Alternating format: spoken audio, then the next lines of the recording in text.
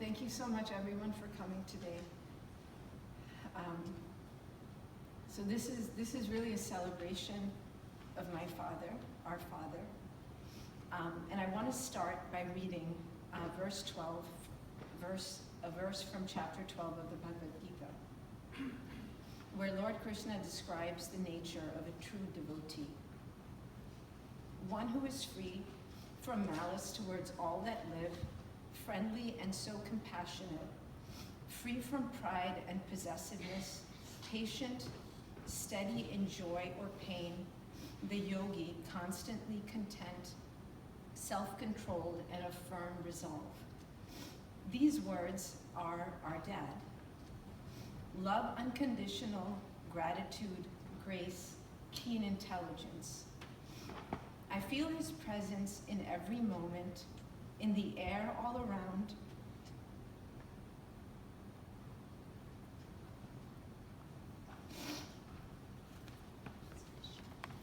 in the motion of the leaves, in the gentle breeze, in the soft sunlight, in nature's elements.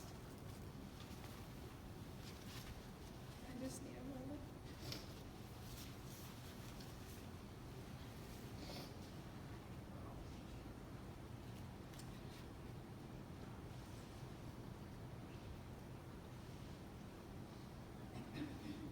I can recall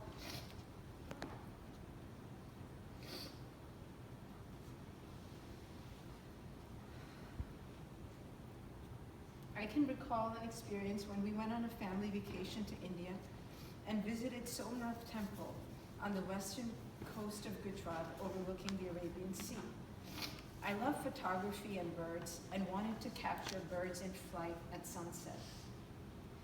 And time was of the essence. So to do this, I had brought breadcrumbs to attract a critical density of birds, and my wonderful dad indulged me by running towards them at different angles to allow me to get the best vantage point for my pictures. But then he slipped on the gravel and badly hurt his elbows and knees, which were bleeding. He told me to wait while he went with a local into a side alley to get some medical help. And it got dark, and I was waiting for him, and I got scared, and then I went searching for my dad from shop to shop, realizing that nothing mattered but to find him. And so that story is just one drop in the ocean, but it shows that, that it captures how my dad was. He was always present in the moment with us, being involved in whatever was important to us. Growing up and throughout my life, we talked about everything, about life, about philosophy, about science, about hopes and fears. He taught me math, he taught me meditation, he shared his learnings and nuggets of wisdom from Swamiji's Saturday lectures at the ashram. We are so blessed to have our dad and our mom, who together have evolved and grown, aligning values with actions and teaching us by their example. Being with my dad and in his presence in the final months and days, I could feel expansive consciousness, inner freedom, unconditional love, compassion, peace. So hum, I am that. Time slowed down for us to be together, to say and share what we needed. Be courageous, be steadfast, be sure, my dad told me. I will, Dad. May we all be so blessed to be so loved and enlightened as you.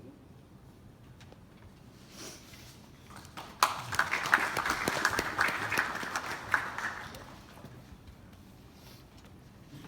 was beautiful. Thanks. So beautiful. The unassuming spirit.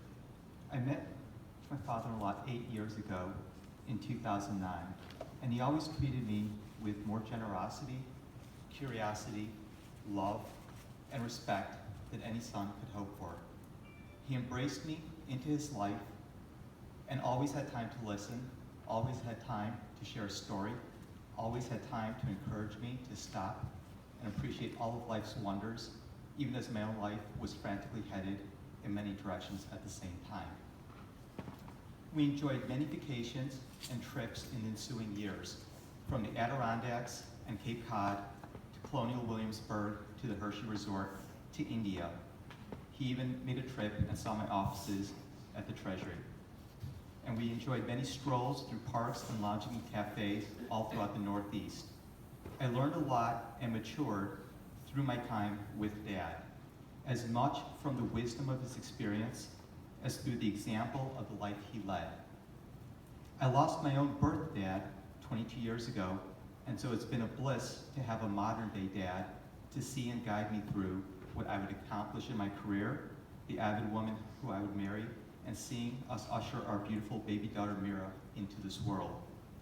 Dad taught me the meaning of what it means to have a dedicated life, how humanity can't be bought, but can flourish if each of us peacefully do our own part, how to unreservedly treat people well and admire others who always do the same, how to calmly sing through life and have the polish to not have to say so much. As accomplished as he was, both academically and professionally around the world, he was always well-mannered and rooted, always working hard, always working on things relative to his family's best interest, diligent, thoughtful, sharp, always. One's capacity to be present for others is not a trait we often see, particularly in a world abound with commotion and annoyances. Yet, he was always there to cheer Charu up when things got dark, always there to show others that love and unconditional support are two sides from the same coin. I will always miss his friendship, our quick Friday lunches that always developed into endless lunches with many opinions about various things. Sometimes life doesn't seem fair. You live an honest life, you play your cards right, you reduce risk wherever it may exist, and God still puts into your path an inescapable collision course with an incurable human disease that only he can mastermind. He certainly could have lived with something better, but we also did so well in our given time, providing me much more than I deserved. My own life, like those of many here today, have been enriched and will live on in his memory. That's the glory of his purpose. His legacy stands not only with the efforts he's had here at the ashram, but through the many circles he treated as family. In the end, we see through his life what we see in the lives of many others around us, which is when our hurried and varied lives converge into at last our final breath in our final hour. It is only our household who is around, not those we're waiting for in our inbox.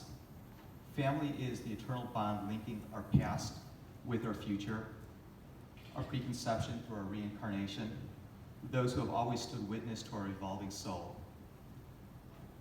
They are there to delicately see you off from space to the frontiers of heaven as you're carried off to your next journey. You see, exemplary children are the most vibrant legacy we can leave.